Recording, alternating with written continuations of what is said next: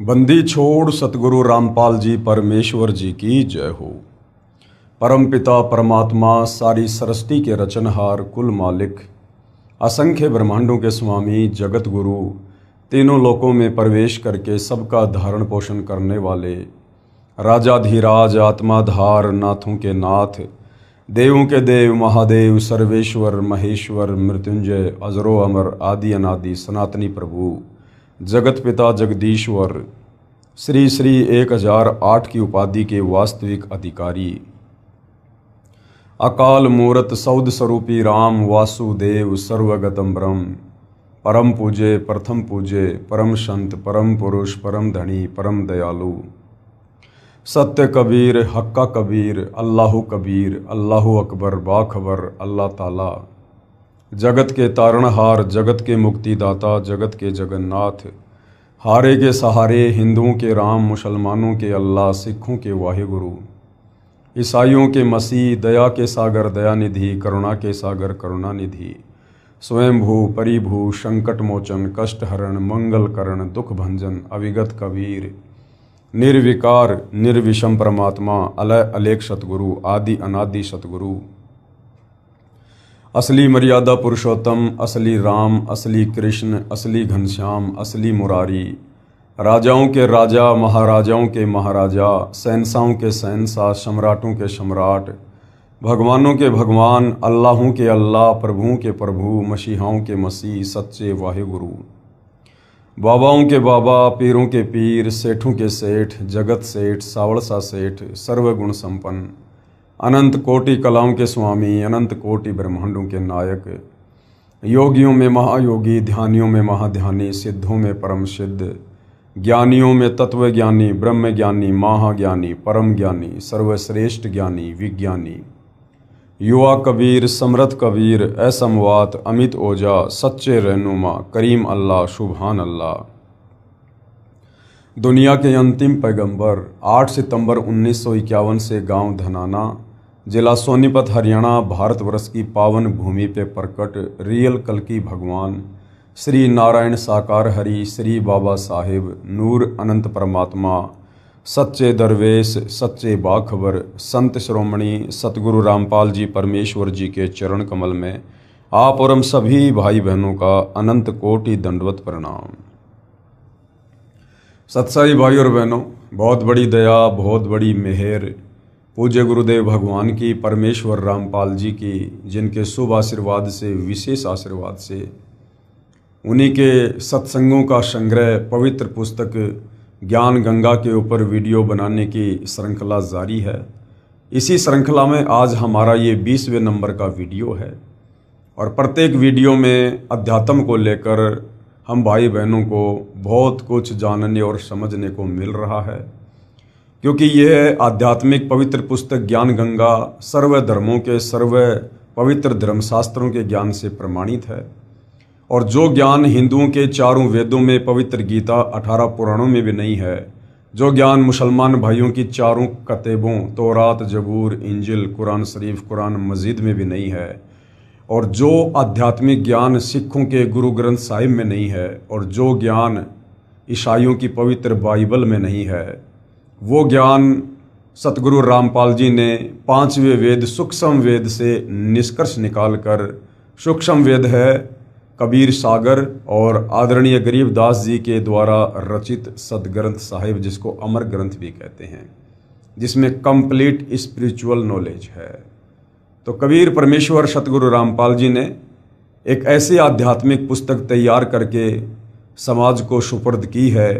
यदि इस पवित्र पुस्तक ज्ञान गंगा को निष्पक्ष भाव से रुचि लेकर लगन के साथ यदि पढ़ लिया जाए और इस ज्ञान को समझ लिया जाए तो 101 पीढ़ियों का उद्धार होने में किसी भी प्रकार की कोई भी शंका नहीं रह जाएगी।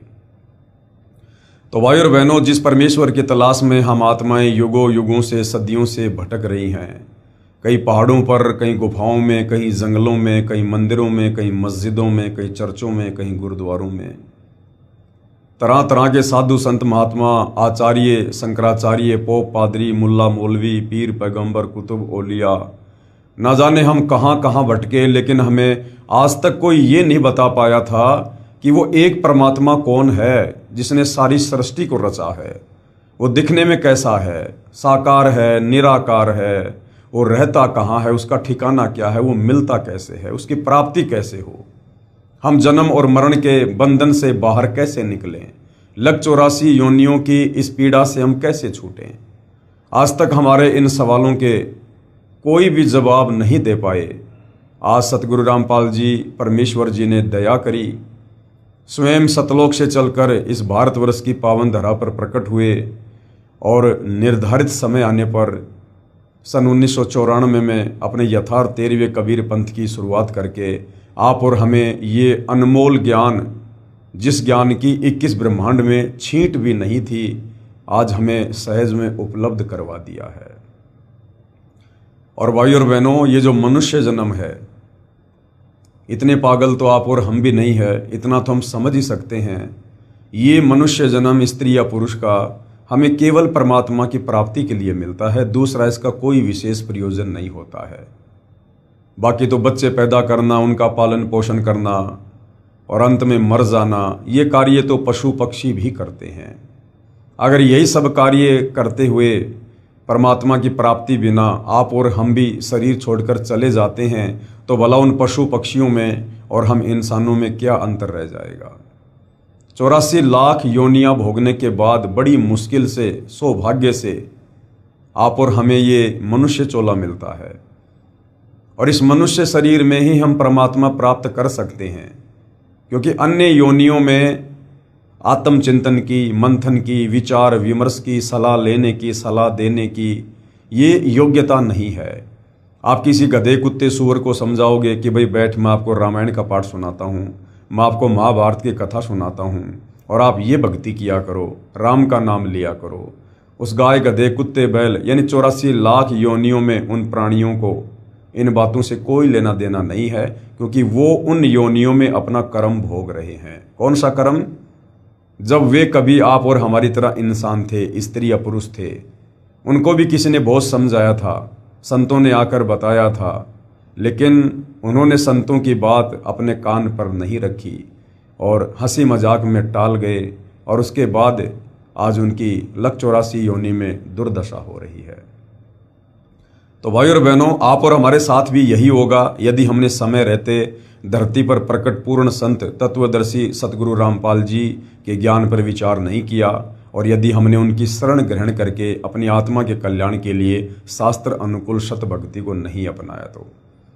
तो भाई और बहनों, लग 84 योनियां भोगने के बाद ये अनमोल मनुष्य चोला हमें परमात्मा जी देते हैं। इस मनुष्य जन्म में हम परमात्मा प्राप्ति कर सकते हैं, दूसरा कोई विकल्प नहीं है, अन्यथा फिर से हम लग 84 योनियों में लंबे समय के लिए पीड़ा भोगने के लिए चले जाएंगे। तो भाई और बहनों, अभी तक आप जी ने इस पवित्र पुस्तक ज्ञान गंगा के ऊपर बन चुके पहले के वीडियो नहीं देखे हैं, तो आपने भूमिका से लेकर और सारे वीडियो अवश्य देखने चाहिए, क्योंकि जब तक हम किसी भी पवित्र पुस्तक की भूमिका को नहीं पढ़ेंगे, हम उस पुस्तक में आगे किस तरह का ज्ञान है हम उसको नहीं समझ पाएंगे। तो विनती करूंगा कि आप जी सारे वीडियो अवश्य देखिए और इस पवित्र पुस्तक को पढ़कर आध्यात्मिक ज्ञान से परिचित होकर अपनी आत्मा का कल्याण करवाने की दिशा में आगे बढ़िए। तो आप जियों ने इस पवित्र पुस्तक में सृष्टि रचना को पढ़ा, समझा, साथ में ये भी देखा कि जो सृष्टि रचना इस पवित्र पुस्तक में सतगुरु रामपाल जी ने लिखी है, सतगुरु रामपाल जी ने उस सृष्टि रचना को अपने मनमुखी तरीके से नहीं बल्कि सर्व धर्मों के सर्व पवित्र धर्मशास्त्रों से प्रमाणित भी किया है। उसके बाद दुनिया में कहावत है कि किसने देखा भगवान, कौन मिलकर आया है भगवान से।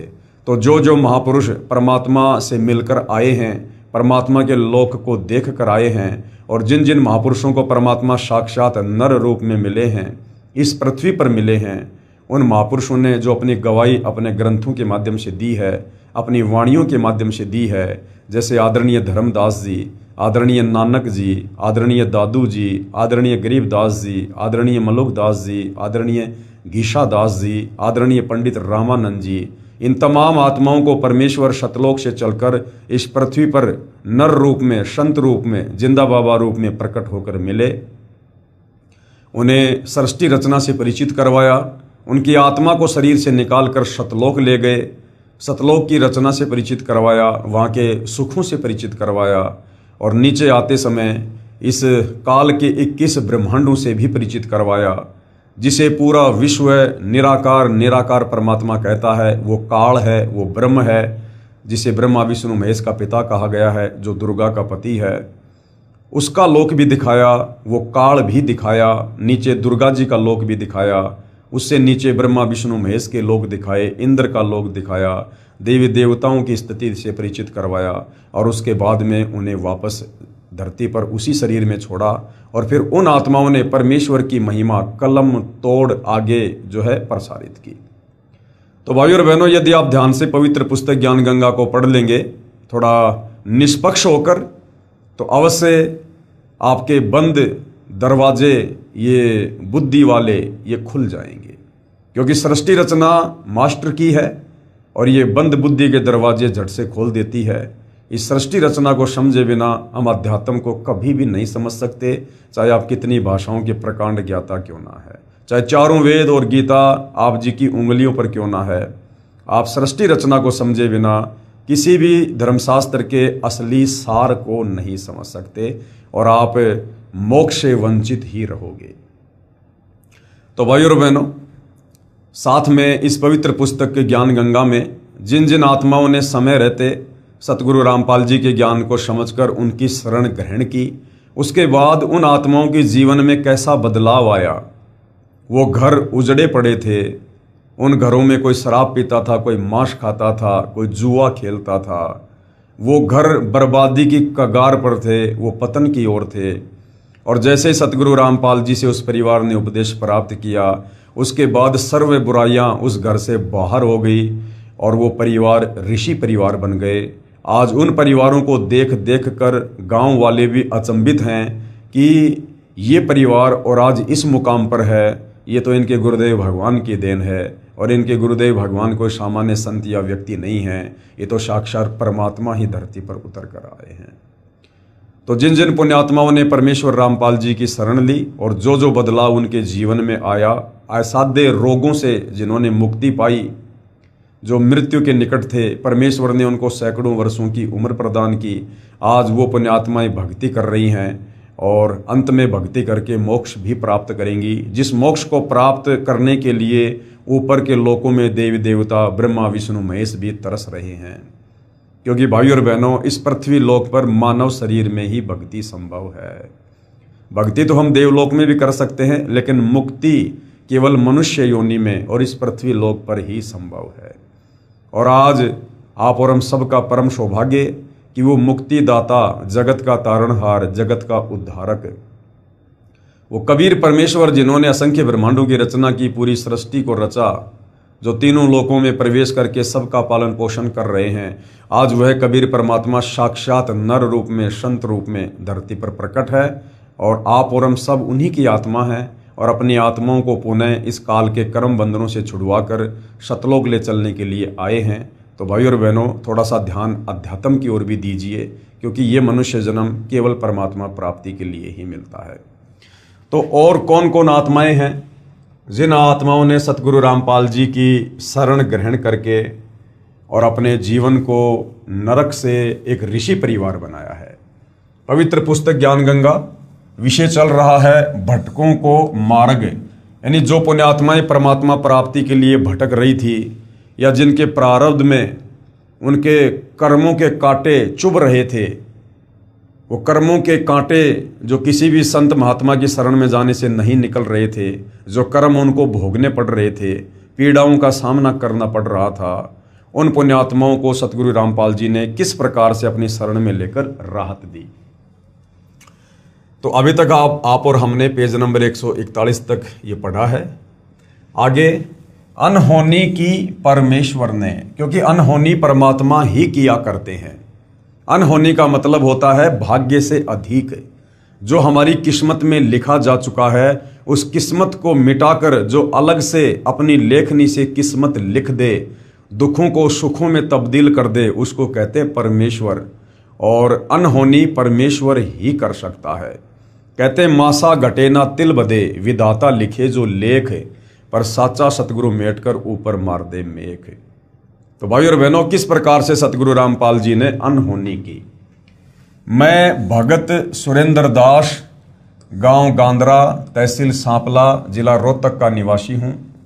मेरी आयु 31 वर्ष है तथा बचपन से ही परमात्मा की खोज में लगा हुआ था तथा मनमुखी पूजा, मंदिरों में जाना, व्रत आदि करना, श्राद्ध निकालना आदि भी करता था।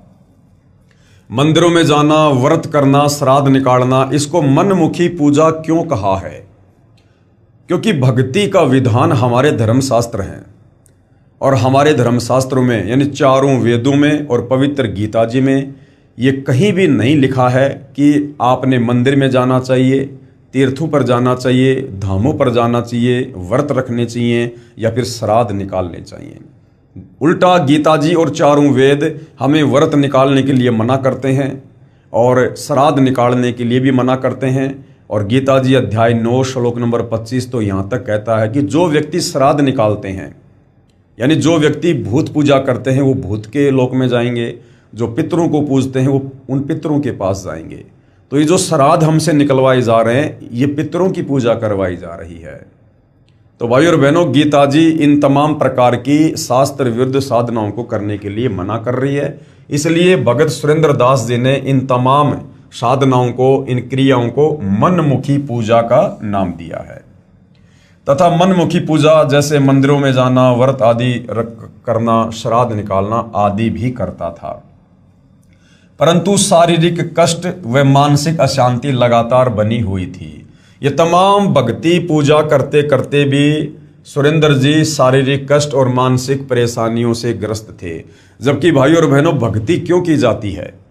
मंदिर में, मस्जिद में, तीर्थों पर व्रत करना, ये तमाम प्रकार की भक्ति क्रिया इंसान क्यों करता है? इसलिए करता है कि मेरे घर में शांति रहे, मेरा शरीर सुखी रहे, निरोगी रहे, मेरा काम धंधा बढ़िया चले, मेरे बाल बच्चे ठीक से रहें, मेरा कारोबार उन्नति करे। यानी जीवन में खुशहाली के लिए परमात्मा के दरबार में जाते हैं और भक्ति करते हैं।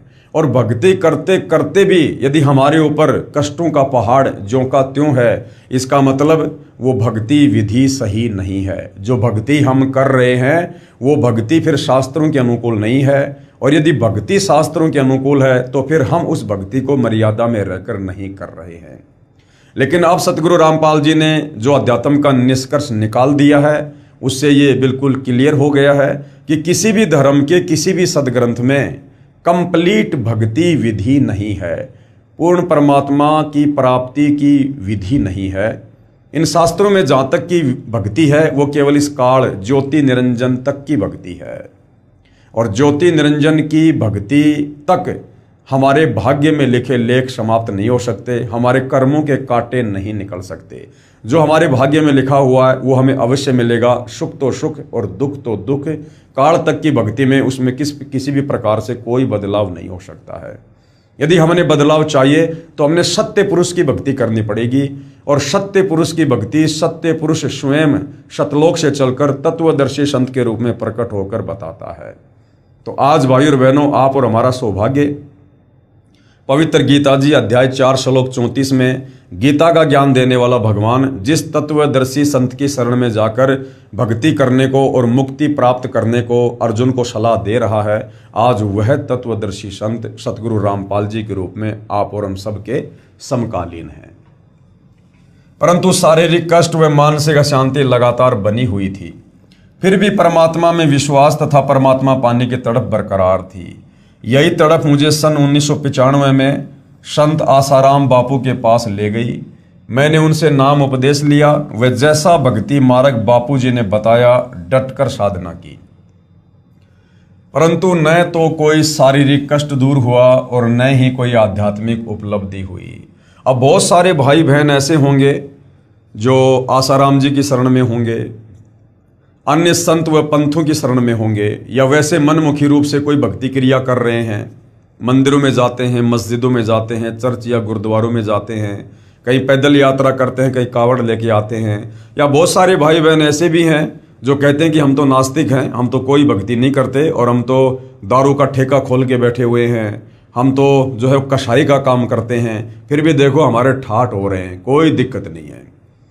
तो भाइयों और बहनों, इसका कारण क्या है? इसका कारण ये है कि आप और हम असंख्य मनुष्य जन्म प्राप्त कर चुके हैं। जब आपको सृष्टि रचना का पता चलेगा, उसको आप समझेंगे, तो आपको पता होगा कि हम असंख्य मनुष्य जन्म प्राप्त कर चुके हैं जब से सतलोक से अपने पिता से बिछुड़कर इस काल के साथ इसके 21 ब्रह्मांड में आए हैं। और ये दयालु कबीर परमात्मा हमारे पीछे पीछे भटकता रहता है। हम नादान आत्माओं को सृष्टि रचना सुनाकर, हमें सतलोक में की गई गलती याद दिलाकर, उस भूल में सुधार करवाकर, भक्ति देकर वापस सतलोक ले जाने के लिए हमारे पीछे पीछे दौड़ते रहते हैं।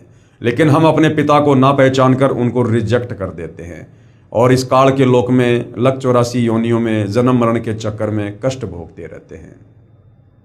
तो जब जब हमें लख 84 योनियां भोगने के बाद एक मनुष्य जन्म मिलता है, उस समय ये कबीर परमात्मा किसी न किसी तरह कोशिश करके आप और हम तक अवश्य पहुंचते हैं और हमें यही ज्ञान समझाने का ये प्रयास करते हैं।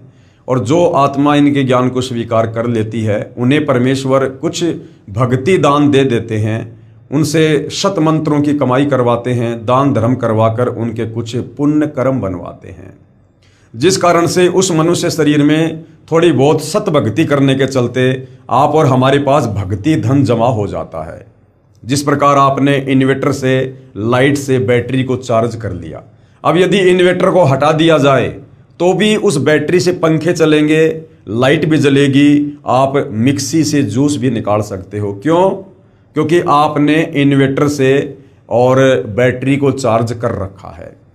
और यदि अब लाइट नहीं आ रही है तो भी कोई दिक्कत नहीं, जब तक उस बैटरी में पावर है तब तक आपके घर के पंखे भी चलेंगे, लाइट भी जलेगी। ठीक इसी प्रकार हमने पूर्व मानव जन्मों में परमेश्वर की शरण में आकर जब जब वे तत्वदर्शी संत के रूप में आते हैं, हम थोड़ी बहुत भक्ति उनकी शरण में रहकर करते हैं और अपनी आध्यात्मिक बैटरी को चार्ज कर लेते हैं। फिर अगले जन्म में यदि हमें तत्वदर्शी संत नहीं मिलता है, यदि हमें सत भक्ति नहीं मिलती है और हम दुनिया वालों की तरह शास्त्र विरुद्ध साधना में लग जाते हैं, मंदिर में, मस्जिद में, चर्च में, गुरुद्वारों में, तो भी हमें लाभ होते रहते हैं। क्यों? क्योंकि हमारी पूर्व जन्म की अभी बैटरी चार्ज है और हम इस गफलत में रहते हैं कि मैं वर्तमान में जो रामकृष्ण की भक्ति कर रहा हूँ, देवी देवताओं की पूजा कर रहा हूँ, मंदिर, मस्जिद, चर्च, गुरुद्वारों में धक्के खा रहा हूँ, व्रत कर रहा हूँ, तीर्थों पे जा रहा हूँ, मुझे इससे लाभ हो रहे हैं। तो भाइयों और बहनों, ये हमारी बहुत बड़ी भूल है। आज जिनके दारू के ठेके हैं, जिनकी कसाई की दुकान है या बड़े बड़े और भी 2 नंबर के धंधे हैं, व्यापार है, और वो ये सोचते हैं कि हम तो भक्ति भी नहीं कर रहे या भक्ति भी कर रहे हैं तो हम तो इन देवी देवताओं की भक्ति कर रहे हैं, मंदिर मस्जिद वाली भक्ति कर रहे हैं, फिर भी हमारे ठाठ हो रहे हैं। तो भाइयों और बहनों, ये आपकी बहुत बड़ी भूल है। ये ठाठ आपके जीवन में आपके पूर्व जन्म की भक्ति के कारण है, क्योंकि अभी आपकी बैटरी चार्ज है। आगे आपने सत भक्ति रूपी चार्जर लगा नहीं रखा, क्योंकि सत भक्ति रूपी चार्जर लेकर कबीर परमात्मा तत्वदर्शी संत के रूप में खुद ही धरती पर प्रकट होते हैं। बाकी सबके जो कनेक्शन है वो खराब है। तो भाइयों और बहनों, ये बैटरी कब तक चलेगी? अब वो समय आ गया है, ये कलयुग है और इस समय थोड़ी बहुत हमारी बैटरी शेष है। यदि हमने जल्दी सतगुरु रामपाल जी से उपदेश लेकर सत भक्ति रूपी चार्जर नहीं लगाया और फिर से अपनी आध्यात्मिक बैटरी को चार्ज करना शुरू नहीं किया, तो ये बैटरी आपकी ज़्यादा दिन नहीं चलेगी और आने वाला समय युग परिवर्तन का है। 2028 निर्धारित समय है, मुश्किल से 1.5 वर्ष का समय है। आने वाले समय में जो दुर्गति देश और दुनिया की होगी वो देखी नहीं जाएगी। उस समय फिर आपकी आंखें खुलेंगी तो बहुत देर हो चुकी होगी, क्योंकि आप जितना लेट सतगुरु रामपाल जी के शरण में आओगे उतना ही ज़्यादा पछताओगे, क्योंकि देरी से आने वालों की सुनवाई भी देरी से होगी। तो भगत सुरेंद्र दास जी हर प्रकार से सारी साधना कर करके, मंदिरों में जाकर, मस्जिदों में जाकर या तीर्थ व्रत करके, श्राद्ध निकाल कर या आसाराम जी की शरण में जाकर भी उन्होंने देखा, जैसा आसाराम जी ने कहा उन्होंने भक्ति की, लेकिन फिर भी उनको कोई आध्यात्मिक लाभ या उपलब्धि नहीं हुई। अपितु कष्ट बढ़ता ही चला गया।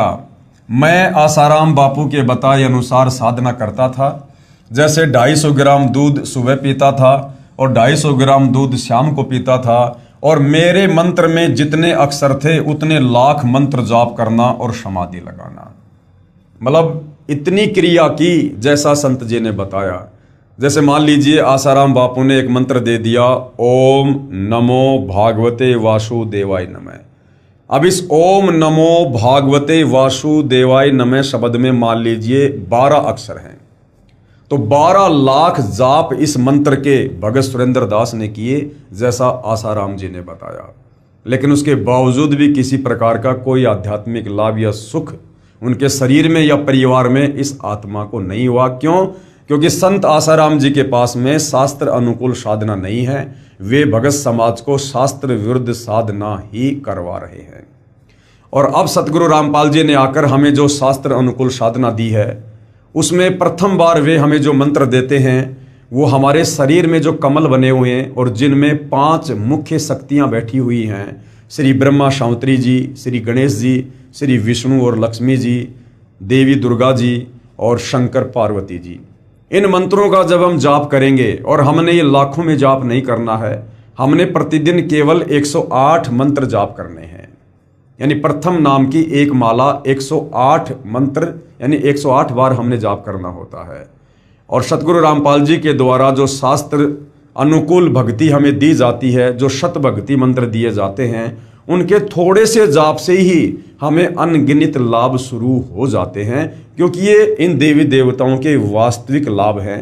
ये इनके बीज मंत्र हैं, ये इनके मूल मंत्र हैं। और इन मंत्रों का जाप करने से ये देवी देवता तुरंत भगत की तरफ आकर्षित होते हैं और तुरंत उसे सुविधा देना शुरू कर देते हैं। तो आसाराम जी ने जो विधि बताई वो सुरेंद्र जी ने की, और मेरे मंत्र में जितने अक्षर थे उतने लाख मंत्र जाप करना और समाधि लगाना। 40 दिन की ये क्रिया थी, जो कि यह एक अनुष्ठान होता है। ऐसे ऐसे मैंने 14 अनुष्ठान किए। एक बार मैंने बापू जी के सत्संग में सुना कि 7 दिन तक निराहार रहकर यानी भूखा रहकर मंत्र जाप करने और समाधि लगाने तथा प्राणायाम करने से ईश्वर प्राप्ति होगी। फिर मैंने इन वचनों को सत्य मानकर ऐसा ही किया, क्योंकि भाई और बहनों, श्रद्धालु ऐसे ही होते हैं, भगत ऐसे ही होते हैं। वो अपने गुरुदेव की बातों पर यकीन करते ही करते हैं, लेकिन इन नकली गुरुओं ने हमारी इस श्रद्धा का नाजायज फायदा उठाया है। परंतु परमात्मा प्राप्ति की बजाय भूखा रहने के कारण मृत्यु के निकट पहुंच गया तथा प्राणायाम करने से दिमागी संतुलन बिगड़ गया और मैं पागल सा हो गया। उसी दौरान मेरे ऊपर सतगुरु पूर्ण संत रामपाल जी महाराज की कृपा दृष्टि हुई तथा मुझे सितंबर सन 2000 में पूज्य गुरुदेव सतगुरु रामपाल जी महाराज से नाम उपदेश प्राप्त हुआ। अब देखना, जैसे सतगुरु रामपाल जी से नाम उपदेश प्राप्त होता है, शत भक्ति रूपी चार्जर लगता है, यथार्थ शास्त्र अनुकूल साधना शुरू होती है, सत मंत्रों का जाप जब ये प्राणी शुरू करता है, तो किस प्रकार से दिन दोगुना रात चौगुना लाभ होता है। उपदेश मिलते ही मुझे ऐसा लगा जैसे किसी ने दीपक में घी डाल दिया हो तथा मेरा जीवन शांत व्यवस्थित रहने लगा। क्योंकि सबसे पहले तो हम जो सृष्टि रचना सुनते हैं गुरुदेव के मुख कमल से या पुस्तकों में पढ़ते हैं, तो सृष्टि रचना इस आत्मा की खुराक है। जिस सत्य ज्ञान की प्राप्ति के लिए ये आत्मा युगों युगों से तड़प रही है, भटक रही है, आज तक हमें ये खुराक नहीं मिल पा रही थी। और जैसे ही आत्मा को उसको खुराक मिलती है तो आत्मा जो है शांत हो जाती है, वो तृप्त हो जाती है। पूर्ण संत पाप कर्मों को समाप्त कर सकता है, इसका प्रमाण मेरे जीवन में स्पष्ट रूप से तब घटित हुआ जब मैं मई 2004 में औरंगाबाद महाराष्ट्र में सतगुरु रामपाल जी महाराज के सत्संग के लिए टेंट की सेवा करते हुए 25 फुट ऊपर से नीचे पथरीली जमीन पर गिर गया। यहां काल को कुछ और ही मंजूर था, यानी भगत सुरेंद्र दास जी के जीवन का वो अंतिम दिन था, यानी उस दिन उनके भाग्य में मृत्यु लिखी हुई थी। यहां काल को कुछ और ही मंजूर था तथा मेरी रीढ़ की हड्डी टूट गई और मेरे शरीर के नीचे के हिस्से में अर्धंग मार गया। उसी समय मैंने अपने सतगुरुदेव जी सतगुरु रामपाल जी महाराज को याद किया। मेरे गुरुदेव की दया से उसी समय दोनों पैर ठीक काम करने लग गए। कहते, संत शरण में आने से आई टले बला और जय मस्तिष्क में सूली हो व कांटे में टल जा। तो ये घटना सुरेंद्र दास जी के साथ में घटी। आदरणीय गरीबदास जी कहते हैं कि गरीब काल डरे करतार से, जय जय जय जगदीश, और जोरा जोड़ी झाड़ती पगरज डार शीश। ये 21 ब्रह्मांड का स्वामी, ब्रह्मा विष्णु महेश का पिता, दुर्गा का पति, ये काल ज्योति निरंजन क्षर पुरुष, ये कहते हैं कबीर परमात्मा से डरता है, ये भयभीत रहता है उस कबीर परमेश्वर से। जय जय जय जगदीश, और उस परमेश्वर की जय जयकार करता है। जो काल ब्रह्मा विष्णु महेश दुर्गा यहाँ के धर्मराय किसी से नहीं डरता है, वो काल उस कबीर परमेश्वर से थर थर कांपता है। तो कहते हैं काल डरे करतार से, कौन से करतार से? कबीर भगवान से। और जय जय जय जगदीश, और जोरा जोड़ी झाड़ती, जोरा यानी मौत, ये मौत मेरे कबीर परमेश्वर के दरबार में उनकी जुतियां साफ करती हैं, और पगरज डारे शीश, और उस धूल को अपने शीश पर रखती है। यानी इतने समर्थ हैं कबीर भगवान, जिनकी शरण में आकर हम सर्व आध्यात्मिक लाभ प्राप्त करते हैं। उसके बाद मुझे औरंगाबाद के निजी अस्पताल पटवर्धन हॉस्पिटल में ले जाया गया। वहां पर डॉक्टर डीजी पटवर्धन ने मेरे शरीर की जांच की तथा मेरी रीढ़ की हड्डी के एक्सरे लिए। रिपोर्ट से पता चला कि रीढ़ की हड्डी टूटी हुई है। रिपोर्ट देखकर डॉक्टर बहुत हैरान होकर कहने लगा कि आपकी रीढ़ की हड्डी टूट गई है और उसका एक टुकड़ा टूटकर अलग हो गया है।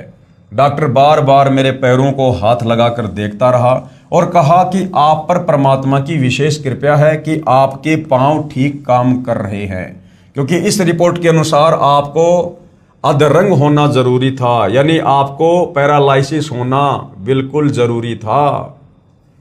वहां उस हॉस्पिटल में मैं 3 दिन तक दाखिल रहा। उसके बाद मैं छुट्टी लेकर वापस अपने घर हरियाणा आ गया। यहाँ रोहतक में मैंने अपना इलाज हड्डियों के प्रसिद्ध डॉक्टर चड्डा से करवाया।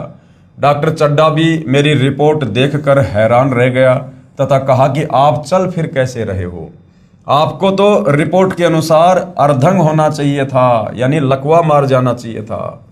डॉक्टर चड्डा ने फिर से रंगीन एक्सरे करवाया तथा कहा कि इसका इलाज संभव नहीं है तथा ऑपरेशन के द्वारा इसको जिस स्थिति में है वहीं रोका जा सकता है ताकि हड्डी और ना टूट सके। उसने हड्डियों को ताकत देने के लिए इंजेक्शन शुरू किए और 3 महीने में पूरे इंजेक्शन लग गए। फिर उसने कहा कि ऑपरेशन जरूर करवाना पड़ेगा, नहीं तो बाकी बची हुई हड्डी भी टूट सकती है, और कहा कि ऑपरेशन का खर्च 2 लाख रुपए आएगा।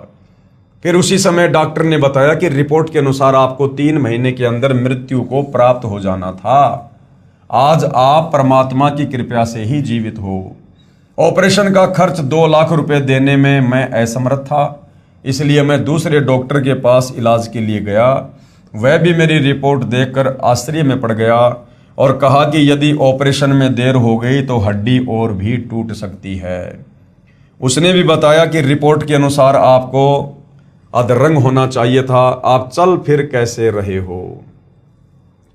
आखिर हार कर मैंने अपने गुरुदेव सतगुरु रामपाल जी महाराज के चरणों में प्रार्थना की।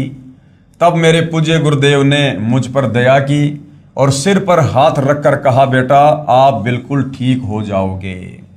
अब गुरुदेव ने कह दिया ठीक हो जाओगे तो फाइनल, पत्थर की लकीर, साध वचन पलटे नहीं पलट जाए ब्रह्मांड, यदि असल में कोई साध है तो। यदि आज परमेश्वर कबीर साहेब जी की शरण में नहीं होते तो आपको भुगत कर मरना था, यानी तड़प तड़प के मरना था। आपकी आयु शेष नहीं थी। गुरुदेव ने कहा कि बेटा आपकी उम्र शेष नहीं थी, आपकी उम्र बढ़ा दी गई है क्योंकि आप शत भक्ति कर रहे हो। आप एक बार फिर डॉक्टर को दिखा लो। मैंने गुरुजी के आदेश अनुसार अगले ही दिन डॉक्टर को दिखाया, जिसने मेरा एक्सरे किया और एक्सरे देखकर डॉक्टर आश्चर्यचकित रह गया और बोला, जो हड्डी टूटकर अलग हो गई थी वह अपने आप ऊपर को उठकर कैसे जुड़ गई। अब परमेश्वर इसी को कहते हैं, होनी को अनहोनी कर दे अनहोनी को होनी, साहिब से सब होत है बंदे से कुछ नहीं। और डॉक्टर तो एक बंदा है, एक जीव है। सतगुरु रामपाल जी साहिब हैं, परवरदिगार है। तो कहते हैं साहिब से सब होत है बंदे से कुछ नहीं, वो राई से पर्वत कर दे फिर पर्वत से राई। सतगुरु रामपाल जी वही कबीर परमेश्वर हैं जिन्होंने ये शरीर बनाया है। पिंड प्राण जिन दीन ने दाना, गरीब दास जाकू कुर्बाना। यदि शरीर का वास्तव में कोई डॉक्टर है, कोई वैद्य है, तो कबीर परमेश्वर हैं, जो आज धरती पर सतगुरु रामपाल जी के नाम से प्रकट हैं। अन्यथा भाइयों और बहनों, ये जितने भी डॉक्टर हैं, ये लोग कितना पढ़ते हैं, कितना लिखाई करते हैं, कितना पैसा बर्बाद करते हैं, और कई वर्षों की तपस्या के बाद कोई तो एक नाक का डॉक्टर बन जाता है, कोई आई स्पेशलिस्ट बन जाता है, कोई बालों का डॉक्टर, कोई जो है वो त्वचा का डॉक्टर, कोई हाथ का डॉक्टर, कोई हड्डी का डॉक्टर, कोई लीवर का डॉक्टर, कोई किस चीज़ का डॉक्टर। पूरे शरीर का डॉक्टर तो इंसान भी नहीं होता। तो ये कबीर परमात्मा जिसने इंसान बनाया, असंख्य इंसानों को बनाया, शरीरों को बनाया, ये कबीर परमात्मा वास्तव में शरीर का और आत्मा दोनों का डॉक्टर है। तो कबीर परमेश्वर जो चाहे जो कर दे। ये विज्ञान, ये टेक्नोलॉजी, ये उस परमेश्वर की टेक्नोलॉजी के आगे, उनकी आध्यात्मिक शक्ति के आगे ऊंट के मुंह में जीरे के बराबर भी नहीं है।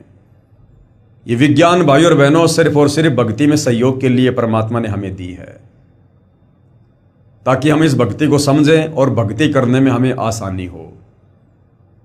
ये वैज्ञानिक उपकरण, ये टीवी, रेडियो, मोबाइल, ये प्रोजेक्टर, ये सत्संग सुनने के लिए, अध्यात्म को समझने के लिए परमेश्वर ने दिए हैं, जिनका काल ज़्यादातर दुरुपयोग करवा रहा है।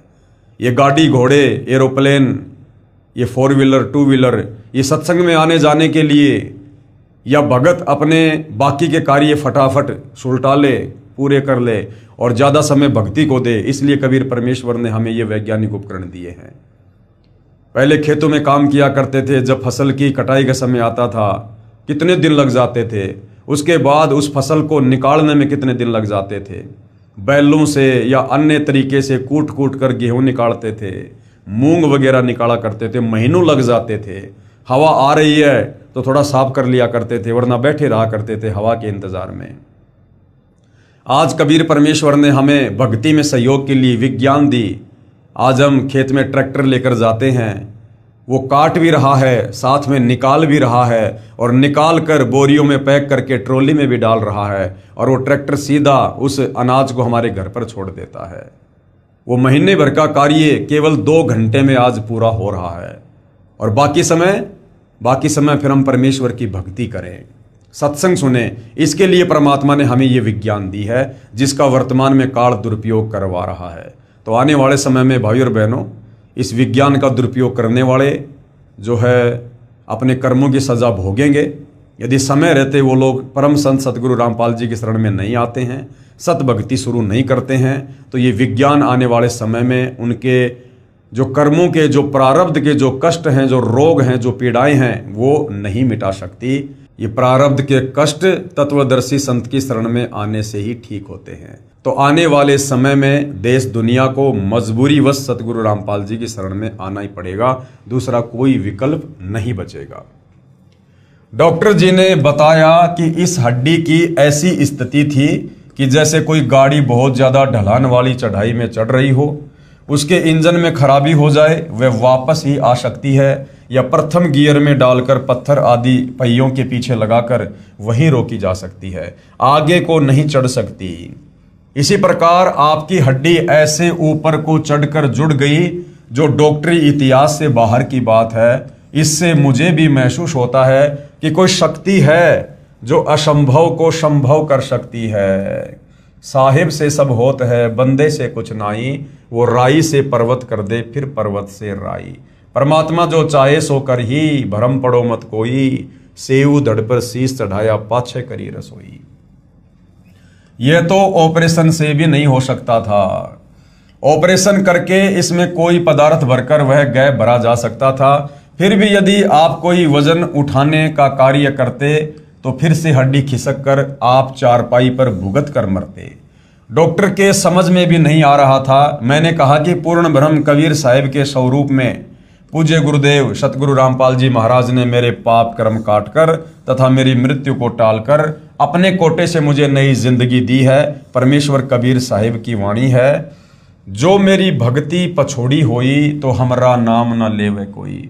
कबीर परमात्मा कह दे, यदि मेरे भगत के ऊपर आपत्ति आ गई, कौन भगत? जो मर्यादा में रहकर शत भक्ति कर रहा है, तो कहते हैं फिर दुनिया में हमारा नाम कौन लेगा। तो भाई और बहनों, जिस कबीर परमेश्वर जी ने 650 साल पहले अनगिनत चमत्कार किए, दिल्ली के बादशाह सिकंदर लोदी की कटी हुई उंगली कबीर परमेश्वर जी ने अपने हाथ के स्पर्श से पूरी कर दी। दिल्ली के बादशाह सिकंदर लोदी ने कबीर जी के मुंह बोले गुरुदेव पंडित रामानंद जी की गर्दन तलवार से काट दी। कबीर परमेश्वर जी ने अपनी वचन शक्ति से और उनकी गर्दन को वापस ज्यों का त्यों जोड़ दिया। पंडित रामानंद जी खड़े हुए। शेख तकी जो बादशाह सिकंदर लोदी का धार्मिक गुरु था, जिसकी लड़की मर चुकी थी, उसको कब्र में दबा दिया जा चुका था, 10-12 दिन हो चुके थे। कबीर परमेश्वर ने अपनी शक्ति से, अपने सामर्थ्य से उस लड़की को पुनः जीवित किया। एक मृत लड़का जिसको बाद में कमाल का नाम दिया गया, कबीर परमेश्वर ने उसके शरीर में आत्मा प्रवेश करके उसको जिंदा किया। एक सम्मन नाम का भगत था जिसने अपने गुरुदेव भगवान की इज्जत के लिए अपने इकलौते बेटे की गर्दन काट दी थी। कबीर परमेश्वर ने उस बच्चे को पुनर्जीवित किया। तो भाई और बहनों, ऐसे ऐसे अनगिनत चमत्कार प्रत्यक्ष में 650 साल पहले कबीर परमेश्वर जी ने किए। परंतु आज ये कलयुग की बिचली पीढ़ी है, मोक्ष का प्राइम टाइम है। गुरुदेव चाहते हैं कि हम ज्ञान को आधार बनाकर इस ज्ञान को समझें और परमात्मा की पहचान करें। बाकी गुप्त रूप में ज्यों के त्यों चमत्कार आज भी सतगुरु रामपाल जी अपने अनगिनत भक्तों के साथ में कर रहे हैं। तभी तो ये भगत आज इस भक्ति मार्ग पर लगे हुए हैं। अब मैं बिल्कुल स्वस्थ हूं तथा सतगुरु के चरणों में आत्म कल्याण हेतु निस्वार्थ सेवा कर रहा हूं। 50 किलोग्राम वजन अपने आप ही उठाकर चलता हूं। हमारे गुरुदेव का वास्तविक उद्देश्य तो भक्ति करवाकर जीव को विकार रहित करवाकर अपने परम धाम सतलोक में ले जाना है। यानी सतगुरु रामपाल जी जो शास्त्र अनुकूल सत भक्ति हमें दे रहे हैं, उस सत भक्ति का केवल इतना ही काम नहीं है कि भाई हमारे रोग ठीक हो जाएं, हमारे घर में सुख हो जाए। नहीं, ये तो गुरुदेव भगवान कहते हैं अगर आप ये भक्ति करोगे तो आपको रुंगे में मिलेंगे। रुंगे में जो सुख आपको ब्रह्मा विष्णु महेश नहीं दे सकते, वो सुख आपको इस सत भक्ति करने के चलते रुंगे में मिलेंगे, मुफ्त में। इस सत भक्ति पर लगाने का वास्तविक रीजन है कि हम युगों युगों से इस काल के कर्म बंधनों में बंध कर जो जन्म मरण के चक्कर में असहनीय कष्ट भोग रहे हैं, 184 योनियों में गधे कुत्ते सूअर बनकर असहनीय पीड़ा भोग रहे हैं, कभी नरक में जाते हैं, वहां पर यातना भोगते हैं, तपस्या पर भून भून कर खाए जाते हैं। इन तमाम कष्टों से मुक्ति दिलवाकर हमारी आत्मा को सतलोक ले जाना सतगुरु रामपाल जी का जो है प्रथम कार्य है, जो इस भक्ति से संभव है। तो भाई और बहनों, हमें ये सांसारिक लाभ तो मिलेंगे क्योंकि ये कबीर परमेश्वर जी की सत भक्ति है। ये लाभ तो बाई प्रोडक्ट है, बायो प्रोडक्ट, ये तो मिलेंगे ही मिलेंगे। जिस प्रकार किसान गेहूं की फसल तैयार करने के लिए अपने परिवार के पालन पोषण के लिए खेत में गेहूं का बीज डालता है, लेकिन वो गेहूं बनने से पहले पशुओं के लिए चारा बनता है। तो इसी प्रकार हम जो सत भक्ति कर रहे हैं सतगुरु रामपाल जी से उपदेश लेकर, हमारा मुख्य मकसद होना चाहिए मोक्ष प्राप्ति, आत्मा का कल्याण। बाकी इस भक्ति को करने के चलते सांसारिक लाभ तो ऑटोमेटिक होंगे, ये तो भक्ति के बायो प्रोडक्ट हैं। यहाँ के छोटे मोटे सुख तो हमारे गुरुदेव अपने खजाने से दे देते हैं ताकि जीव भक्ति मार्ग में लगा रहे। अतः सर्व समाज से प्रार्थना है कि हमारे गुरुदेव के चरणों में आकर सत भक्ति करें तथा सांसारिक सुखों के साथ साथ आत्म कल्याण का मार्ग भी प्राप्त करें। सत साहेब। अब आगे क्या समझाया गया है। जो अनहोनी भगत सुरेंद्र दास के साथ हुई है, जिस दिन वो सत्संग में टेंट लगा रहे थे और 25 फुट की ऊंचाई से पथरीली जमीन पर गिरे, उनकी कमर की हड्डी टूट गई थी। उस दिन उनकी जीवन लीला समाप्त होनी थी। उनके प्रारब्ध में केवल उनकी इतनी ही आयु थी, लेकिन तत्वदर्शी संत की, पूर्ण संत की शरण में होने के चलते कबीर परमेश्वर सतगुरु रामपाल जी ने अपने भगत की उम्र बढ़ा दी। अब हमारे वेदों में इस बात का कहाँ जिक्र है कि वो परमात्मा सत भक्ति करने वाले अपने भगत की आयु भी बढ़ा देता है और उसे 100 साल की उम्र प्रदान कर देता है भक्ति के लिए। ऋग्वेद मंडल 10 सूक्त 161 और मंत्र 2 में पूर्ण परमात्मा ने कहा है कि हे शास्त्र अनुकूल साधना करने वाले साधक। तो वर्तमान में इस धरती पर शास्त्र अनुकूल साधना यानी हमारे धर्मशास्त्रों में जिस भक्ति को करने के लिए कहा गया है उसको कहते हैं शास्त्र अनुकूल साधना, यानी शास्त्रों के अनुसार भक्ति। तो शास्त्र अनुकूल साधना करने वाले साधक, तो वर्तमान में धरती पर शास्त्र अनुकूल साधना केवल सतगुरु रामपाल जी के पंथ में है और कहीं नहीं है। तो ऋग्वेद मंडल 10 सूक्त 161 मंत्र 2 क्या कहता है? पूर्ण परमात्मा ने कहा है कि हे शास्त्र अनुकूल साधना करने वाले साधक यानी भगत, तू सर्व भाव से मेरी शरण ग्रहण कर। सर्व भाव का मतलब है और सारी भक्ति पूजा छोड़ दे जो आज से पहले तू कर रहा था और तेरी दुर्गति भी हो रही थी। ये मंदिर, मस्जिद, चर्च, गुरुद्वारे यानी जिस भी देश में, जिस भी धर्म में जो भी आपकी परंपरागत साधना है जो शास्त्रों के विरुद्ध है, उन तमाम भक्ति क्रियाओं को छोड़ दे। सर्व भाव का मतलब होता है सबको छोड़ दे। तू सर्व भाव से मेरी शरण ग्रहण कर, अर्थात संशय रहित होकर मेरी भक्ति कर, मैं तेरे असाध्य रोग भी समाप्त कर दूंगा। यानी जिन रोगों को कोई समाप्त नहीं कर सकता, ना डॉक्टर, ना ब्रह्मा विष्णु महेश, ना किसी भक्ति साधना से ठीक हो सकते, उन असाध्य रोगों को भी परमात्मा जो है अपनी भक्ति देकर खत्म कर देता है। और यदि तेरी आयु यानी तेरी उम्र भी शेष नहीं है तो तेरी आयु के श्वास बढ़ाकर 100 वर्ष कर दूंगा। उपरोक्त कथा प्रभु की समर्थता को प्रमाणित करती है। तो भगत सुरेंद्र दास जी ने यहाँ पर अपना नाम और मोबाइल नंबर लिखवाया है। यदि मोबाइल नंबर अभी चालू हैं और यदि किसी को शंका हो कि ऐसा नहीं हो सकता है तो आप जी भगत सुरेंद्र दास जी को कॉल करके पूछ सकते हैं। और फिर भी आपको डाउट है तो भाई एक बार सतगुरु रामपाल जी की शरण में आकर देख लो। यदि आपकी सच्ची नीयत होगी और उनके द्वारा दी गई भक्ति को मर्यादा में रह के करोगे तो होनी से अनहोनी होगी। उसके बाद में एक अन्य भगत ने अपनी आत्मकथा लिखी है जो सतगुरु रामपाल जी की शरण में आने के बाद उनके साथ में घटित हुई है।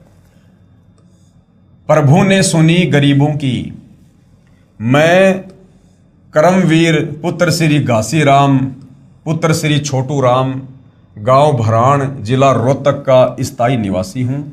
सबसे पहले मैंने व पूरे परिवार ने सन 1986 में निरंकारी बाबा हरदेव सिंह जी महाराज का नाम लिया। उस समय मैं बहनों को चूड़ियां पहनाने का कार्य किया करता था। आर्थिक स्थिति अच्छी थी, धीरे धीरे स्थिति बिगड़ती चली गई, जबकि भक्ति से तो स्थिति सुधरनी चाहिए। लेकिन जो बाबा हरदेव सिंह जी थे, निरंकारी पंथ के मुखिया, उनके पास में शास्त्र अनुकूल साधना नहीं थी। और भाई और बहनों, आपने देखा होगा किस प्रकार से श्री हरदेव सिंह जी की कनाडा में एक्सीडेंट में अकाल मृत्यु हो जाती है। जब एक संत की अकाल मृत्यु हो रही है तो आप जी विचार कर सकते हैं कि उस संत के अनुयायियों का क्या होगा। यानी उस संत के पास में शास्त्र अनुकूल साधना नहीं है। मेरी आर्थिक स्थिति पहले तो अच्छी थी, धीरे धीरे स्थिति बिगड़ती चली गई। फिर कुछ दिनों के बाद मेरी पत्नी के शरीर में तरह तरह की बीमारियां घर कर गई।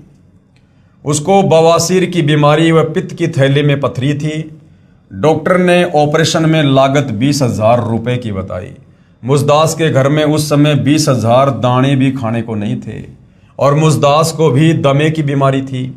मेरी पत्नी तथा मैं अपने कष्टों को याद करके दुखी मन से चर्चा करते हुए एक ऑटो में बैठकर बस अड्डा जा रहे थे कि पैसा तो है नहीं, अब ऑपरेशन कैसे होगा, हम तो मर ही जाएंगे।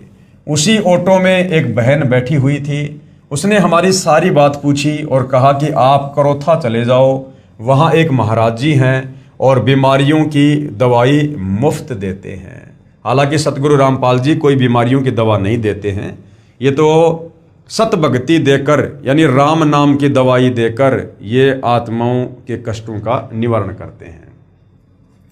मेरी पत्नी भगतमती मेवा देवी 27/7/2003 को सतलोक आश्रम करोथा में गई तथा बंदी छोड़ सतगुरु रामपाल जी महाराज को अपनी सारी बीमारी व घर की हालात बताई। सतगुरुदेव ने बहुत प्यार से सभी बातें सुनी तथा कहा कि बेटी यहाँ कोई औषधि आदि नहीं दी जाती, कि बेटी यहाँ करोथा आश्रम में कोई दवाई या औषधि नहीं दी जाती है, केवल आत्म कल्याण का मार्ग समझाया जाता है तथा भक्ति करने की विधि पवित्र वेदों व पवित्र गीता जी के आधार पर शास्त्र अनुकूल बताई जाती है। पूर्ण परमात्मा कबीर साहिब जी की कृपा से केवल मंत्र जाप के करने मात्र से ही सर्व कष्ट दूर हो जाते हैं। चाहे कोई शरीर का रोग हो, चाहे कोई प्रारब्ध का कर्म हो, कुछ भी हो, तत्वदर्शी संत की शरण में आने के बाद तत्वदर्शी संत सब कुछ कर सकता है तथा मूल लाभ तो जन्म मृत्यु से पूर्ण रूप से जीव का छुटकारा करवाने का है। समाज सुधार व अन्य सुख तो रुंगे में अर्थात निशुल्क स्वयं ही हो जाते हैं। राम नाम की दवाई देकर यानी शतभक्ति मंत्र देकर मेरे सारे परिवार को कृतार्थ किया। यानी जैसे ही उस परिवार ने फिर सतगुरु रामपाल जी से नाम उपदेश लिया, उनके सर्व रोग धीरे धीरे छू मंत्र हो गए और आज वो परिवार उस आत्मिक शांति और संतुष्टि को महसूस कर रहा है। यानी वो सर्व लाभ परमात्मा की भक्ति के प्राप्त कर रहा है, जो लाभ उस परिवार को अन्य देवी देवता या अन्य संत व पंथों में जाने से भी नहीं मिल रहे थे। राम नाम की दवाई देकर मेरे परिवार को कृतार्थ किया। अब हम प्रेम पूर्वक जिंदगी जी रहे हैं। सर्व बीमारियां केवल नाम सुमरण से व गुरुदेव के आशीर्वाद मात्र से समाप्त हो गई, क्योंकि परमात्मा कबीर साहिब जी की वाणी है कि सुमरण से सुख होत है, सुमरण से दुख जाए, और कहे कबीर सुमरण करोगे तो सुमरण माही समाए। यानी सुमरण से हमारे सांसारिक कष्ट भी दूर होंगे, हमारे शरीर के कष्ट भी दूर होंगे, और सुमरण से हमारा जन्म मरण का रोग भी कटेगा। सर्व बीमारियां केवल नाम सुमरण से व गुरुदेव के आशीर्वाद मात्र से समाप्त हो गई। हम बंदी छोड़ से अरदास करते हैं कि दाता जैसा सुखी जीवन हमें दिया वैसा ही सबको बख्शें सत साहेब। हालांकि भाई और बहनों, सतगुरु रामपाल जी के तत्व ज्ञान से परिचित होने के बाद अब हम भाई बहनों ने इस प्रकार के शब्दों का प्रयोग नहीं करना है कि दाता जैसा सुखी जीवन हमें दिया वैसा ही सबको बख्शें, क्योंकि ये सत भक्ति है और काल कोशिश करेगा इसमें पंचर लगाने की मन कर्म वचन से। तो आप और हमने भाई और बहनों अपनी आत्मा का कल्याण करवाना है, और बाकी जिसको अपनी आत्मा का कल्याण करवाना होगा हम उस तक केवल संदेशा भेज सकते हैं कि ऐसे ऐसे परमात्मा स्वयं धरती पर आए हुए हैं, शास्त्र अनुकूल साधना है। भाई एक बार उनके ज्ञान को समझकर नाम उपदेश लेकर भक्ति शुरू करो, देखो फिर कैसे आपके दुख दूर नहीं होते। हम केवल प्रार्थना कर सकते हैं, हम अन्य की कामना इस भक्ति मार्ग में नहीं कर सकते हैं, अन्यथा हमारी भक्ति बर्बाद होना शुरू हो जाएगी। जिस प्रकार किसी की गाड़ी पंचर खड़ी है और मैं उधर से जा रहा हूं और वो मेरी गाड़ी रुकवा कर कहे कि भाई साहब मेरी गाड़ी पंचर हो गई, अब मैं यदि अपने टायर से, अपनी गाड़ी के टायर से उसके टायर में हवा डालूंगा तो मैं मूर्ख आदमी हूं।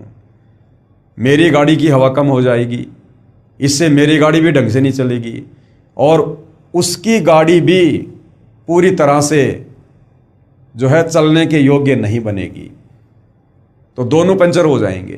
तो समाधान क्या है? उसको उस दुकान का पता बता दिया जाए जहां पर पंचर निकाला जाता है और फिर से हवा भरी जाती है। तो इस प्रकार से भाई और बहनों, हम यदि किसी की कामना करेंगे अच्छे की तो एक प्रकार से वो आशीर्वाद हो जाता है, और किसी को आशीर्वाद देना और अपने गुरु के अलावा किसी से आशीर्वाद लेना इस भक्ति मार्ग में वर्जित है, क्योंकि हम अधिकारी नहीं हैं। तो जो भी हैं उन्हें सतगुरु रामपाल जी का एड्रेस दे दीजिए, सतगुरु रामपाल जी से उनका संपर्क करवा दीजिएगा। आप स्वयं उनको आश्रम में लेकर जा सकते हैं, गुरुदेव से दीक्षा दिलवा सकते हैं। ये समाधान जो है उसके भी हित में है और हमारे भी हित में है। बाकी हम दुनिया की इसी प्रकार से कामना करते रहे तो धीरे धीरे हमारा भक्ति वाला बैलेंस समाप्त होता रहेगा और वो जो के त्यों कष्ट फिर हमारे ऊपर आने शुरू हो जाएंगे। भगत करमवीर दास पुत्र श्री घासीराम, गांव भराण, तहसील महम, जिला रोहतक। ऐसे ही भाई और बहनों, एक भगतात्मा और है जिन्होंने अपना साक्षात्कार दिया और भक्ति अपनाने के बाद जो अनुभव उनके जीवन में हुए वो उन्होंने यहाँ पर शेयर किए हैं। भगवान हो तो ऐसा। मैं भगत महावीर सिंह पुत्र श्री केहर सिंह गांव ढराना, जिला झज्जर, हरियाणा का निवासी हूं। पहले मैं शिव का कट्टर भगत था।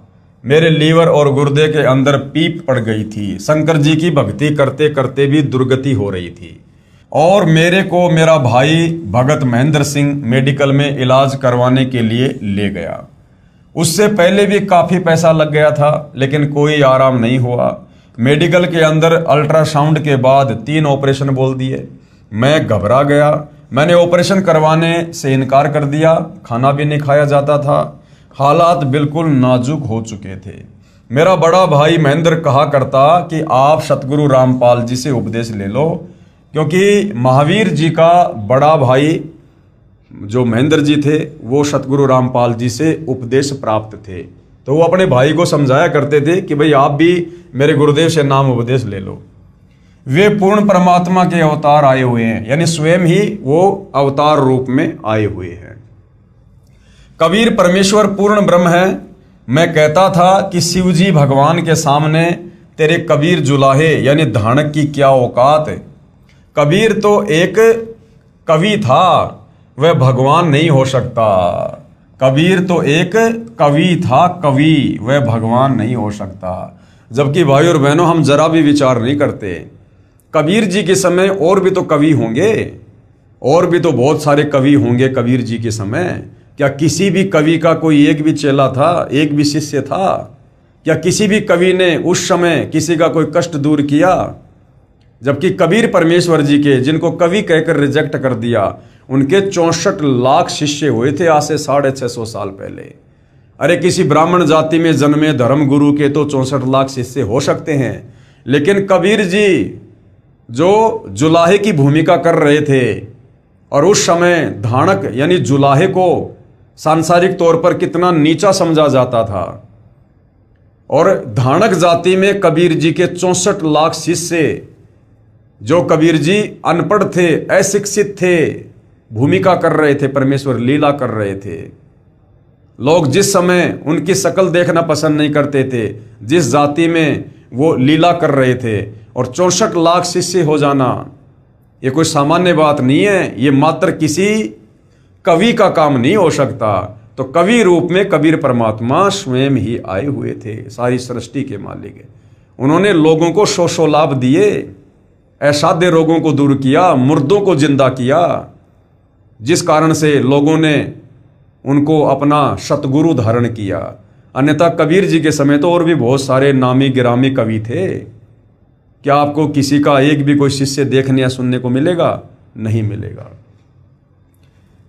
कबीर तो एक कवि था, वह भगवान नहीं हो सकता। मेरे बड़े भाई महेंद्र सिंह पुत्र श्री केहर सिंह का परिवार भी बिल्कुल उजड़ा हुआ था। सतगुरु रामपाल जी महाराज की शरण में जाने से वे पूर्ण सुखी हैं। उन्होंने सर्व पूर्व वाली पूजाएं त्याग रखी थी, यानी जो भी हम पहले ये देवी देवताओं की मंदिर में जाने की, मस्जिद में जाने की, तीर्थ व्रत आदि जो किया करते थे, जो शास्त्रों की विरुद्ध साधना है, जिनको करने की हमें कोई लाभ नहीं हो सकता है, वो सारी साधना महेंद्र जी ने छोड़ दी थी सतगुरु रामपाल जी से उपदेश लेने के बाद। वे फिर भी बहुत सुखी हैं, मैं भी मानता था, परंतु फिर भी मैं अपने भगवान शिव जी से अधिक किसी को नहीं मानता था। मेरा बड़ा भाई महेंद्र मुझे कहता था, महावीर यही भूल सबको लगी है। पूर्ण ब्रह्म कबीर देव, कबीर परमेश्वर ही हैं, यानी सारी सृष्टि का मालिक कबीर भगवान ही है, और इनकी शक्ति के सामने ब्रह्मा विष्णु शिव ब्रह्म तथा परब्रह्म तो बहुत न्यून शक्ति युक्त हैं, यानी बहुत ही छोटी श्रेणी की इकाई है।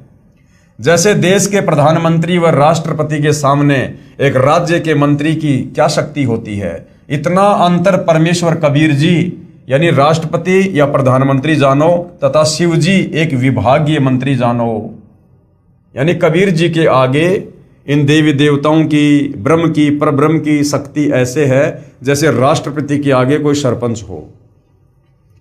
अब आप स्वयं ही विचार करें कि कहाँ ठाठा यानी कहाँ कबीर परमेश्वर और कहाँ म्या। अब ये ठाठा म्या क्या है?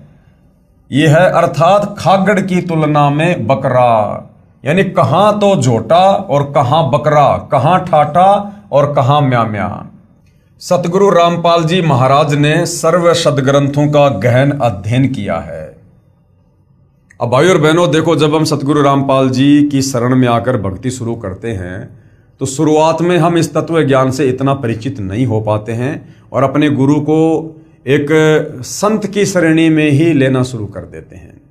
लेकिन जैसे जैसे हमें आध्यात्मिक ज्ञान होता चला जाता है, हमें गुरुदेव भगवान की जो शक्ति है, उनका जो सामर्थ्य है कि वे क्या परम शक्ति हैं, हमें ये भान होता चला जाता है।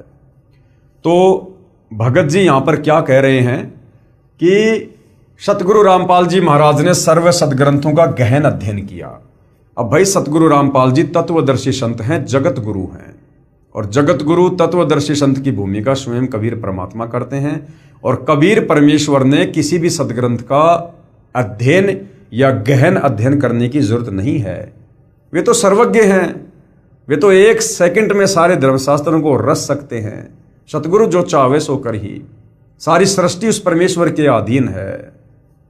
तो यहां पर सतगुरु रामपाल जी ने जो ऐसी लीला की है, वो सिर्फ और सिर्फ अपने आप को यहां पर एक आम संत की भूमिका में रखकर आप और हमारी चरम दृष्टि को धोखा देते हुए, कोई चमत्कार ना करते हुए वो इस प्रकार से सदग्रंथों का अध्ययन करते हैं।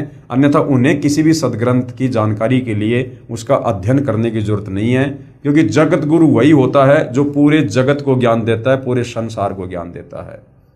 और कोई भी व्यक्ति सदग्रंथों का अध्ययन करके जगत को ज्ञान नहीं दे सकता। तो जगत गुरु स्वयं कबीर परमात्मा होते हैं, वो सर्व संपन्न होते हैं। सतगुरु रामपाल जी महाराज ने सर्व सदग्रंथों का गहन अध्ययन किया है तथा भक्ति शक्ति से स्वयं अनुभव से सही पाया है। कबीर परमेश्वर जी को अनुभव करने की आवश्यकता नहीं पड़ती है। उनके पास में सर्व शक्तियां होती हैं और वे स्वयं में परिपूर्ण होते हैं। उन्होंने भक्ति करके फिर भक्ति से शक्ति प्राप्त करना या फिर सदग्रंथों को पढ़कर भक्ति को अनुभव करना, इन चीज़ों की आवश्यकता नहीं पड़ती है। इन चीज़ों की आवश्यकता एक जीव को पड़ती है, आप और हमारे जैसे भक्तों को आवश्यकता पड़ती है। कबीर परमेश्वर तो सर्वशक्ति संपन्न है और उन्हें किसी भी चीज़ का अनुभव करने की जरूरत नहीं है। तथा भक्ति शक्ति से और स्वयं अनुभव से भी सही पाया है, तब अपनी जेई की नौकरी त्याग कर भक्ति मैदान में कूदे हैं। आज सर्व संतों व महंतों तथा आचार्यों को पिछोड़ कर रख दिया है। सर्व पंथों व महर्षि दयानंद जैसों को भी उन्हीं के लेखों से फेल कर दिया है। समाचार पत्रों में भी खुल्लम खुल्ला सभी को ललकारा है। यहाँ पर ये जो शब्द है ललकारा है, ये भाई और बहनों संत मर्यादाओं के थोड़ा खिलाफ है। देखो, ये पवित्र पुस्तक ज्ञान गंगा सतगुरु रामपाल जी के सत्संगों का संग्रह है, लेकिन लिखने वाले सतगुरु रामपाल जी नहीं है, लिखा भक्तों ने है। और ये जो इंटरव्यू हैं ये भक्तों ने लिए हैं और फिर भक्तों ने अपने बुद्धि विवेक से उनकी बातों को जैसा उन्होंने बताया और जैसा भगत ने समझा उस हिसाब से इस पुस्तक में लिखा है। अगर सतगुरु रामपाल जी अपने कर कमल से ये पवित्र पुस्तक लिखते तो सतगुरु रामपाल जी यहाँ पर इस ललकारना शब्द का प्रयोग नहीं करते। वो यही कहते कि समाचार पत्रों में भी खुल्लम खुल्ला सर्व संतों को ज्ञान चर्चा के लिए आमंत्रित किया है। ये ललकारना थोड़ा सा अहंकार को दर्शाता है। कोई नहीं बोलता। आर्य समाज के कुछ नादानों ने विरोध किया था, मुंह की खानी पड़ी, क्योंकि महाराज रामपाल जी परमाणु सहित बात करते हैं, अन्य केवल निराधार दंत कथाओं के आधार पर ही मार्गदर्शन कर रहे हैं। सत्य के सामने असत्य नहीं टिक सकता। बड़े भाई महेंद्र की उपरोक्त बातें सुनकर मन में आता था कि लड़ पड़ूं, परंतु बड़ा होने के नाते नहीं बोलता था। कोई और कह देता कि कहाँ ठाठा यानी कहाँ कबीर भगवान और कहाँ म्या यानी कहाँ उनके सामने शंकर भगवान, तो मैं महावीर अवश्य लड़ाई कर लेता। परंतु अब पता चला कि सचमुच कबीर जी पूर्ण परमेश्वर ही हैं, मरता क्या नहीं करता। उस दिन मैंने अपने भाई महेंद्र से कहा कि मेरी जान बचा ले। मेरे भाई महेंद्र ने कहा कि करोथा आश्रम में चल। उस समय सतगुरु रामपाल जी सतलोक आश्रम करोथा में सत्संग किया करते थे। तेरी जान बचेगी। मुझे ऑपरेशन थिएटर में ले जाने के लिए ट्रॉली में लिटा दिया था तथा ऑपरेशन वाले कपड़े भी पहना दिए थे। मैं उठकर चल पड़ा और कपड़े उतारकर अपने कपड़े पहनकर अपने भाई महेंद्र से कहा कि मैं नाम ले लूंगा। हम गाड़ी करके मेडिकल रोहतक से सीधे बंदी छोड़ सतगुरु रामपाल जी महाराज की शरण में आ गए। नाम उपदेश लिया। उसी समय आश्रम में मैंने भोजन पाया, जबकि कई दिनों से वो भोजन भी नहीं कर पा रहे थे उस कष्ट के कारण।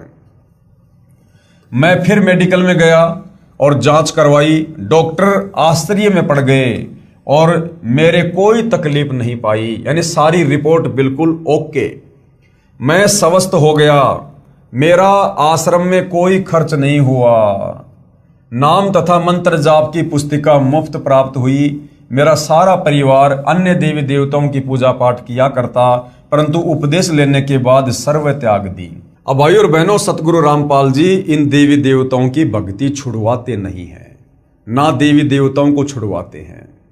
सतगुरु रामपाल जी हमें वास्तव में इन देवी देवताओं के बीज मंत्र जाप करवाते हैं, इनके मूल मंत्र जाप करवाते हैं, जिससे ये देवी देवता तुरंत प्रभावित होकर भगत को तुरंत सांसारिक और शारीरिक लाभ प्रदान करना शुरू कर देते हैं। आज से पहले हमारे जितने भी नादान तत्व ज्ञानहीन धर्मगुरु आचार्य शंकराचार्य रहे हैं, इनको स्वयं शास्त्रों का ज्ञान नहीं था, जिस कारण से ये हमें इन धर्म शास्त्रों में वर्णित जो सत भक्ति है वो भी निकाल कर नहीं दे पाए। ये हमें देवी देवताओं की भी सत भक्ति इन शास्त्रों से निकाल कर नहीं दे पाए, जिस कारण से इन देवी देवताओं के मनमुखी मंत्रों का जाप करते करते, जैसे आपने पढ़ा इस पवित्र पुस्तक ज्ञान गंगा में कि गीता ज्ञानदाता काल ब्रह्म अर्जुन से कहता कि अर्जुन, मेरी भक्ति का केवल एक ओम मंत्र है, और जो अंतिम समय तक ओम नाम का जाप करता हुआ शरीर त्यागता है वो मेरे ब्रह्मलोक में जाता है, और ब्रह्मलोक के बाद वो पुनः वापस लक 84 योनि में जन्म मरण के चक्कर में और नरक में भी जाता है। तो ये हमारे नादान धर्म गुरु हमें ओम नाम का जाप भी नहीं देते। ये तो अन्य मनमुखी मंत्र राधे राधे श्याम मिला दे, हरे राम हरे कृष्णा, ओम नमो भागवते वासुदेवाय नमः, तरह तरह के मंत्र हमसे जाप करवा रहे हैं, जिनका हमारे किसी भी धार्मिक सदग्रंथ में कोई उल्लेख नहीं है, जिस कारण से इन देवी देवताओं से भी हमें लाभ प्राप्त नहीं हो रहे हैं। अब सतगुरु रामपाल जी ने हमें इन देवी देवताओं के वास्तविक मूल मंत्र बीज मंत्र दिए हैं, जिससे आप और हमें तुरंत लाभ होते हैं। पहले से अधिक सुखी व स्वस्थ हो गए। बंदी छोड़ पूर्ण परमात्मा सतगुरु रामपाल जी महाराज का दिन रात गुणगान करते हैं। सतगुरु रामपाल जी महाराज का मुख्य उद्देश्य तो नाम उपदेश देकर भक्ति करवा के काल के जाल से मुक्त करवाना है। समाज सुधार व अन्य सुख तो रुंगे में अर्थात स्वयं ही हो जाते हैं। सत साहिब भगत महावीर जी। उसके बाद भाई और बहनों, एक और पुण्यात्मा है जिसने अपने अनुभव शेयर किए हैं सतगुरु रामपाल जी से उपदेश प्राप्त करने के बाद। जो भी सुख इनको अपने शरीर में या परिवार में हुआ है उसका इन्होंने यहाँ पर अन्य लोगों को समझाने की दृष्टि से और बखान किया है। लुटे पिटों को सहारा। मैं भगत जियाराम यानी राजू पुत्र श्री गणेशी राम, गांव डराना निवासी हूँ। मेरे और मेरी पत्नी को असाध्य रोग था। कोई ओपरा पराया कहता था। डॉक्टरों ने टीबी बताई। हमने डॉक्टरों से भी काफ़ी इलाज करवाया और देवी देवताओं की बहुत पूजा की, और यूपी हरियाणा राजस्थान में बालाजी आदि भी इलाज के लिए गए। काफ़ी पैसा लग गया। 10-12 वर्ष तक ऐसे ही भटकते रहे। हमने कम से कम 2 लाख रुपए लगा दिए होंगे, लेकिन कोई आराम नहीं हुआ। हम बहुत तंग हो गए। मैं बहुत निर्धन हो गया। 50 रुपए कमाता और 100 रुपए खर्च हो जाते। कई बार आत्महत्या करने की सोची। हवन भी करवाया। हवन करते समय पंडित डर गया और पंडित ने बताया कि इसके अंदर बहुत बड़ा जिंद है। पंडित ने कहा कि मैं फिर से हवन करूंगा और फिर बताऊंगा। भगत महेंद्र पुत्र श्री केहर सिंह जो मेरे गांव के हैं, इन्होंने सतगुरु रामपाल जी महाराज से नाम उपदेश ले रखा था। मुझे कई बार कहता था कि जियाराम कहीं घूम ले और ठगों के पास लुट ले। सतगुरु रामपाल जी महाराज के बिना कष्ट निवारण नहीं हो सकता। भगत महेंद्र कहता था कि मैं भी सर्व भटक कर तथा लुट कर सतगुरु रामपाल जी महाराज के आशीर्वाद से व उनके द्वारा दिए नाम से उजड़ कर बसा हूं। मैं भगत महेंद्र से कहता था कि करोथा वाला आश्रम तो अभी बना है। मैं तो बहुत बड़े बड़े मंदिरों में जा चुका हूं, परंतु मैं तंग आने के बाद भगत महेंद्र से मिला। हमने भगत महेंद्र के साथ जाकर अगले दिन सतगुरु रामपाल जी महाराज से मुफ्त नाम उपदेश लिया और उपदेश लेने के बाद हम बिल्कुल स्वस्थ हो गए। हमें नाम उपदेश लिए सन 2005 में लगभग 2 वर्ष हो गए हैं। अब हमारा पूरा परिवार स्वस्थ है। हम रात दिन पूर्ण परमात्मा बंदी छोड़ सतगुरु रामपाल जी महाराज का गुणगान करते हैं। सतगुरु रामपाल जी महाराज का मुख्य उद्देश्य तो नाम उपदेश देकर भक्ति करवा के काल के जाल से मुक्त करवाना है। समाज सुधार व अन्य सुख तो रूंगे में अर्थात स्वयं ही हो जाते हैं। सत साहेब भगत जी आराम दास जी हैं, इनके मोबाइल नंबर हैं। किसी को शंका है तो आप जी संपर्क कर सकते हैं। अब उसके बाद भाई और बहनों, एक पुण्यात्मा और है, इन्होंने भी अपने विचार व्यक्त किए हैं सतगुरु रामपाल जी से उपदेश प्राप्त करने के बाद। तो भाई और बहनों, इस विषय में हम अगले वीडियो में चर्चा करेंगे। और ये वीडियो देख रहे उन तमाम भाई बहनों से जो अभी सतगुरु रामपाल जी की शरण में नहीं हैं, जो आज भी अपने धर्म शास्त्रों में वर्णित साधना के विपरीत ही मनमुखी साधना कर रहे हैं, या फिर इन काल प्रेरित तत्व ज्ञानहीन आचार्य शंकराचार्य धर्म गुरुओं के शिष्य बनकर या उनकी शरण में जाकर मनमुखी साधना कर रहे हैं, जिस साधना को करने के चलते आपके प्रारब्ध में, आपके भाग्य में जो कष्ट हैं, जो पीड़ा हैं, हो सकता है वर्तमान में आप सुखी हैं, लेकिन जो आने वाली पीड़ाएं हैं उनसे आपका किसी प्रकार से कोई बचाव नहीं हो सकता है। तो मैं तो निवेदन कर सकता हूं, विनती कर सकता हूं। कहते हैं कि समझदार व्यक्ति वो नहीं है जो अपने पैर का अंगूठा तुड़वा कर माने। समझदार वो है जो दूसरे की चोट से अपना अंगूठा फुड़वाने से बच जाए। तो ये तमाम प्रकार की बातें जो भक्ति और भगवान के नाम पर लुट पिट कर हर प्रकार से बर्बाद होकर सभी साधु संत महात्माओं के चक्कर काटकर मंदिर मस्जिद चर्च गुरुद्वारों में जाकर तमाम देवी देवताओं की पूजा पाठ भक्ति हवन यज्ञ अनुष्ठान करवाकर जो किसी प्रकार का लाभ प्राप्त नहीं कर पा रहे थे, उल्टा दुखी होते जा रहे थे, ये उन भाई बहनों के साक्षात्कार हैं, ये उनके इंटरव्यू हैं।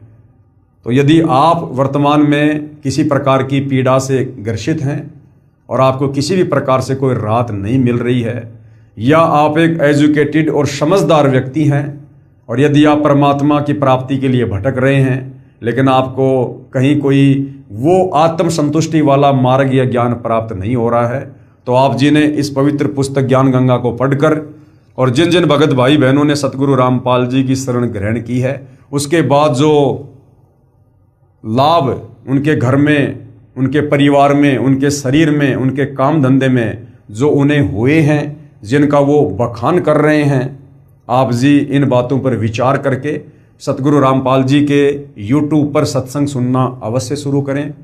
इस पवित्र पुस्तक ज्ञान गंगा की PDF आप जी गूगल से भी डाउनलोड कर सकते हैं, या सतगुरु रामपाल जी के नाम से एक वेबसाइट है www.jagatgururampalji.org। यहाँ पर आप सतगुरु रामपाल जी की सभी पुस्तकों की PDF फाइल प्राप्त करके पढ़ सकते हैं। उनके द्वारा किए गए ऑडियो वीडियो में प्रवचन सत्संग भी आप जी डाउनलोड करके सुन सकते हैं, या फिर YouTube तो हमेशा आपके साथ आपके मोबाइल में रहती है। आप YouTube पर जाकर सर्च कीजिए सतगुरु रामपाल जी सत्संग, और विनती करूँगा आप जी सृष्टि रचना को अवश्य सुनिए, बार बार सुनिए, कम से कम 5 बार तो सृष्टि रचना को आप जी अवश्य सुनिए। प्रथम बार सुनोगे थोड़ा सा आपको समझ में नहीं आएगी, क्योंकि आज से पहले हमने केवल दंत कथाएं हमारे धर्म गुरुओं से सुनी है, जिस कारण से हमारे अंदर अज्ञान समाया हुआ है।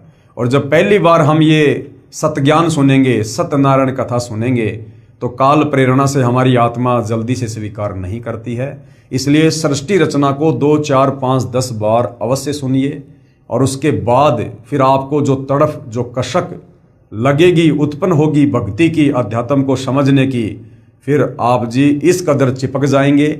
कहने का मतलब है फिर आपको आनंद सा आने लगेगा सतगुरु रामपाल जी के प्रवचनों में, उनकी भक्ति में। तो भाई और बहनों, वर्तमान में चाहे सांसारिक लाभ हो या चाहे आत्मा के कल्याण का जो है लाभ हो, ये हमें सतगुरु रामपाल जी की सत भक्ति से उनकी शरण में आकर ही मिल सकता है। दूसरा कोई तरीका नहीं है। अन्यथा भाइयों और बहनों, आज तो हम मनुष्य जन्म में हैं और मनुष्य जन्म में हमें अन्य योनियों से बहुत ही अच्छी सुविधा होती है खाने पीने पहनने घूमने फिरने की। यदि बिना सतभक्ति के यदि हमने इस मनुष्य जन्म को बर्बाद कर दिया और सतभक्ति वर्तमान में केवल सतगुरु रामपाल जी के पास है, तो भाई और बहनों, ये शरीर छूटने के बाद हम सीधे लक 84 योनि में जाएंगे, नरक में जाएंगे, भूत बनेंगे, प्रेत बनेंगे। उसके बाद कष्ट ही कष्ट हैं। फिर ना हमें कोई इस प्रकार से समझाने वाला मिलेगा और ना गधा बनने के बाद हम ये भक्ति करने या समझने के लायक रहेंगे। तो आज मौका है और समझदार व्यक्ति कभी मौके को चूकता नहीं है। तो सतगुरु रामपाल जी के सत्संग अवश्य सुनना शुरू कीजिए। तो भाई और बहनों, आज की वीडियो में केवल इतना ही। कल हम आगे की वीडियो में कुछ भगत आत्माओं के साक्षात्कार और देखेंगे, उनके भक्ति अनुभव और सुनेंगे, जिससे हमारा जो है इस भक्ति मार्ग पर हमारे अंदर दृढ़ता पैदा होगी, विश्वास बढ़ेगा और भक्ति करने की रुचि भी बनेगी। तो आज की वीडियो में केवल इतना ही। कल परमेश्वर की सेवा में फिर हाजिर होंगे।